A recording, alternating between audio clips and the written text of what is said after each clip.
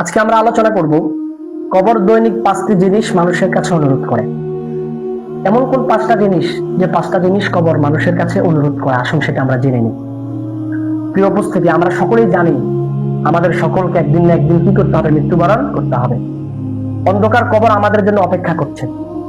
দুনিয়ার মাঝে জমিনের উপরে অহংকারী করে চলনেওয়ালা, বড়ত্ব করে চলনেওয়ালা ব্যক্তিকে দেখে কবর দৈনিক 5টি জিনিস মানুষের কাছে অনুরোধ। এক নাম্বার হলো, কবর ডাক দিয়ে বলে জমিনের মানুষকে, আমি একাকির ঘর সঙ্গী নিয়ে এসো।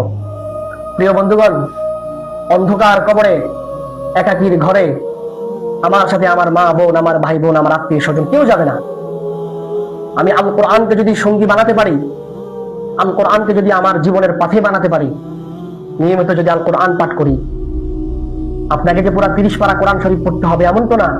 আপনি যদি সূরা ফাতিহা পড়েন সেটা তো আল কোরআনের অন্তর্ভুক্ত। আপনি যদি কোরআনে কারীমের শেষ যে 10টি সূরা আছে, সূরা ফিল থেকে সূরা নাস পর্যন্ত যদি আপনি সেটা পড়েন সেটা তো আল কোরআনের অন্তর্ভুক্ত। আপনি যদি এই কোরআনকে আমাদের জীবনের পাথে বানাতে পারি, নিয়মিত যদি আল কোরআন পড়তে পারি, তাহলে এই একাকী ঘরের সঙ্গী হবে আল কোরআন। বলেন সুবহানাল্লাহ। নিয়মিত পড়বো তো আমরা কোরআন শরীফ। বড় দুঃখের বিষয়, আমাদের মা বোনেরা শোকেসের উপরে যে জায়গায় কোরআন শরীফটা রাখছে, বালু পড়ে আছে, ময়লা পড়ে আছে, কোনো খোঁজ খবর নাই। জামা একটু ময়লা হলে জামাটা দ্রুত করে পরিষ্কার করে, কিন্তু পৃথিবীর মধ্যে সর্বশ্রেষ্ঠ দামি কিতাব আল কোরআন তার ঘরের মধ্যে পড়ে আছে, বালু ময়লা দ্বারা পড়ে আছে, তার এই ব্যাপারে কোনো খোঁজ খবর নাই।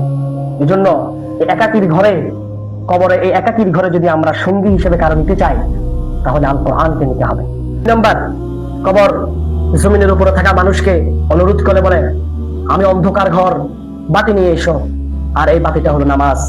প্রিয় বন্ধুগণ, এই অন্ধকার ঘরে কোনো বাতি নাই, কোনো আলো নাই। এই অন্ধকার ঘরে আপনাকে থাকতে হবে, হয়তো আজ নয়তো কাল। যদি আপনি অন্ধকার ঘরে শান্তি পেতে চান, তাহলে আপনাকে নামাজ পড়তে হবে, আল্লাহর এই ফরজ বিধানকে পালন করতে হবে। দুনিয়ার সবকিছুই তো আমাদের ঠিক মতো চলে, আমাদের খাওয়া দাওয়া, চলাফেরা, কাজ কাম, ফুর্তি তামাশা সবকিছুই তো আমাদের চলে। শুধু নামাজের ব্যাপারে আমরা একটু গাফেল। আমাদের নামাজকে নিয়মিত করতে হবে। এক ওয়াক্ত পড়বো তো আরেক ওয়াক্ত পড়বো না, এমন নামাজের কোনো দাম নাই। 5 ওয়াক্ত নামাজ আমাদেরকে যথানীতিভাবে পড়তে হবে।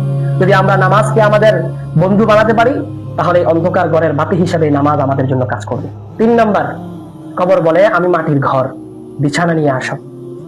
আপনি যত বড় দাফটো আলাই হন না কেন, যত বড় কোটিপতি হন না কেন, আপনাকে শোয়ানোর সময় অন্ধকার কবরে আপনাকে যখন 3.5 টুকরা কাপড় যখন আপনাকে গায়ে পড়ানো হবে, পড়ানোর পরে আপনাকে যখন মাটিতে শোয়ানো হবে, তখন কোনো জাজিম, তখন কোনো দামি বিছানা বিছানো হবে না। আপনি যত বড় কোটিপতি, যত বড় দাপট আলাই হন না কেন, যদি আপনি বিছানা স্বরূপ হিসেবে পেতে চান, তাহলে আপনার নেক আমল প্রয়োজন। নেক আমল নিয়ে যদি আপনি কবরে যেতে চান, নেক আমল নিয়ে যদি আপনি কবরে যান, তাহলে এই বিছানাহীন এই কবর আপনার পাশে দাঁড়াবে, আপনার পাশে দাঁড়াবে। এই জন্য প্রিয় বন্ধুগণ, আমাদের নেক আমল করার প্রয়োজন আছে কিনা? অবশ্যই নেক আমল করার প্রয়োজন আছে। আমরা নেক আমল বেশি বেশি করার চেষ্টা করবো। 4 নাম্বার, কবর যে কথাটি বলে যে আমি সাপ বিচ্ছুর ঘর, ঔষধ নিয়ে এসো। আপনি কি আমাদের পৃথিবীর বর্তমান যে ঔষধগুলো রয়েছে সেগুলো নিয়ে কবরে দিতে পারবেন? পারবেন না তো। এই ঔষধ হিসেবে কাজ করবে কি? দান সদকা।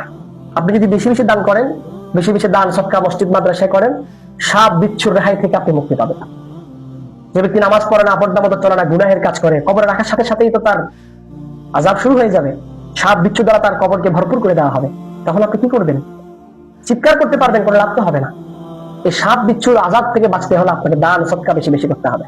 এই জন্য আমরা দান সদকা বেশি বেশি করার চেষ্টা করব।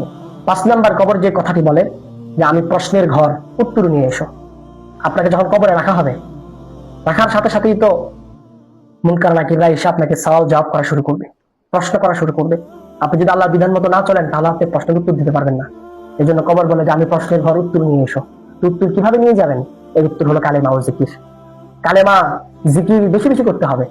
মানুষ গুনাহ করতে করতে যখন তার অন্তরে কালো দাগ পড়ে যায়, তো সে যখন জিকির করে, আল্লাহ পাককে স্মরণ করে, তখন এই জিকিরের মাধ্যমে তার অন্তরের কালো দাগটা পরিষ্কার হয়ে যায়। সুবহানাল্লাহ।